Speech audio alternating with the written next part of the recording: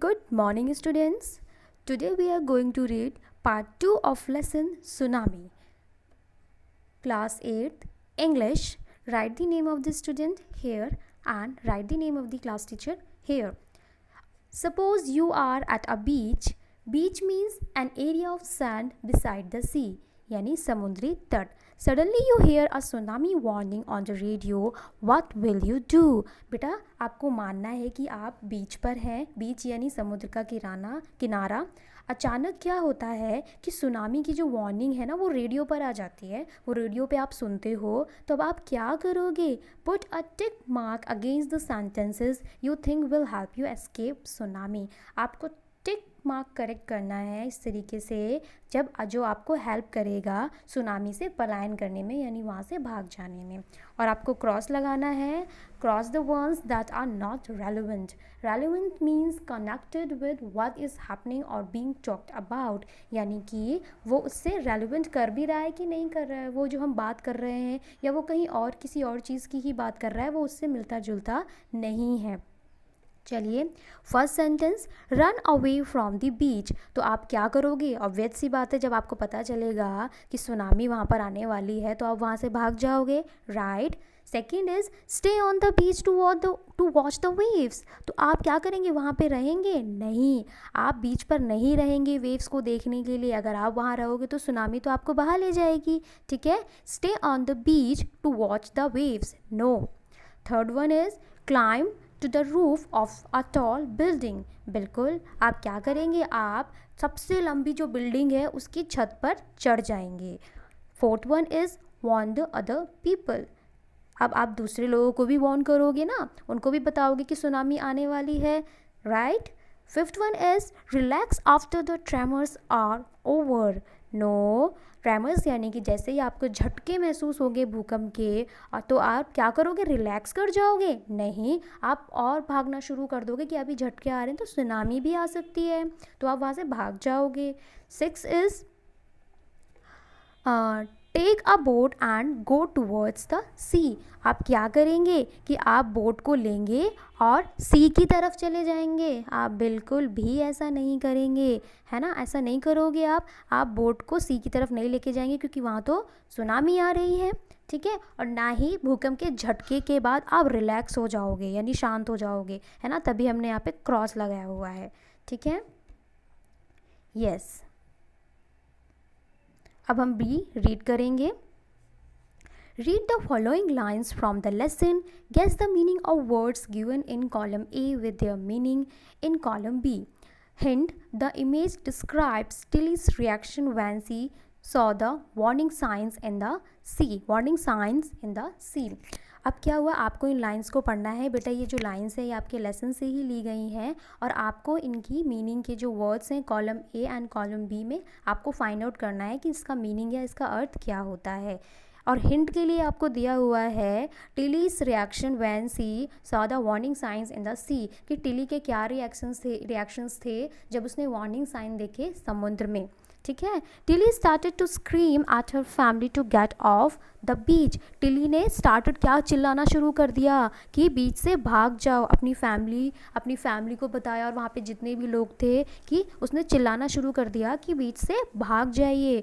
She talked about an earthquake. वो किसकी बात कर रही थी? कि समुद्र के नीचे अर्थक्वेक यानी कि भूकंप आने वाला है. She got more and more hysterical. Hystericals means unable to control your emotions. She is unable to control her emotions. वो अपने इमोशंस को क्या नहीं कर पा रही थी? कंट्रोल नहीं कर पा रही थी और बहुत ही तेज़ी से चिल्लाना शुरू कर दिया उसने. सैड हर मदर पैनी. ये किसने बताया? ये पैनी ने बताया और पैनी टिली की मदर है यानी मम्मी है. I didn't know what a tsunami was but seeing my daughter so frightened I thought something serious must be going on. मुझे नहीं पता कि सुनामी क्या होती थी बट मैंने अपनी डॉटर को देखा जो कि बहुत फ्राइटेंड यानी डरी हुई थी, स्केयर्ड थी. आई थॉट, मैंने सोचा कुछ तो गलत होने वाला है, कुछ तो सीरियस होने वाला है. तो बेटा इसके हम मीनिंग फाइंड आउट करते हैं. फ्राइटेंड यानी कि स्केयर यानी डरा हुआ, राइट. एंड स्क्रीम यानी कि शाउट यानी कि चिल्लाना. स्क्रीम यानी कि shout. Now third one is hystericals means unable to control her emotion, she is unable, वो कंट्रोल नहीं कर पा रही थी, और shout in a wild excited way, और वो और तेज़ी से चिल्लाना उसने शुरू कर दिया। राइट बच्चों, चलिए सी a video that Tilly watched in her geography class helped her save many lives. She wrote a letter to thank her geography teacher, complete her letter using the words in italics. अब आपको बेटा क्या करना है, जो Tilly ने ना geography class में जो भी वीडियो देखी थी, उस वीडियो ने इतनी हेल्प की कि उसने अपनी भी जान बचाई और उसने वहाँ पे बहुत सारे लोगों की भी जान बचाई। अब वो ना क्या कर रही है, एक लेटर, थैंक यू करने के लिए लेटर लिख रही है ज्योग्राफी टीचर को। उन्होंने एक लेटर लिखा और उनको आपको बताना है कि इन सेंटेंस में यहाँ पे जो फिल इन द ब्लैंक्स है यहाँ पे क्या क्या आएगा। Right, XYZ Street, Phuket, Thailand, 28 December 2004.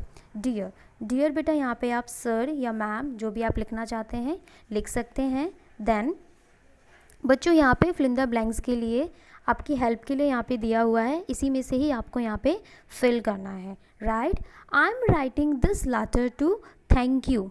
First में क्या आएगा बेटा, थैंक यू। मैं ये लेटर लिख रही हूँ किसके लिए, आपको थैंक यू कहने के लिए, यानी कि धन्यवाद कहने के लिए।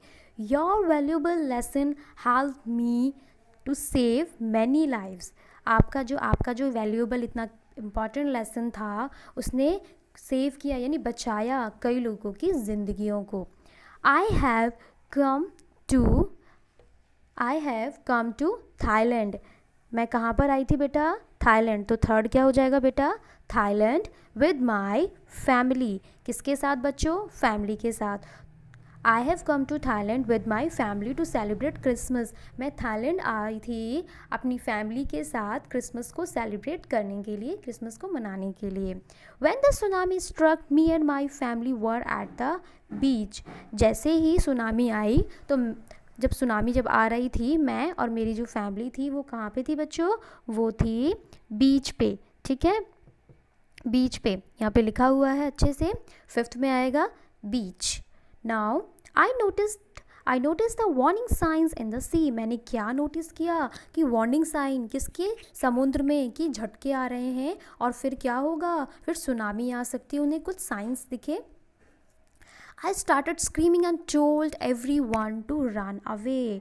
फिर मैंने क्या किया, मैंने चिल्लाना शुरू कर दिया और मैंने सभी को बता दिया, ठीक है, कि वहाँ से बीच से क्या हो, भाग जाए। तो 6 में बेटा क्या आएगा, रन, यानी कि वहाँ से भाग जाओ। कहाँ से बच्चों, बीच से। बीच यानी कि समुद्री तट।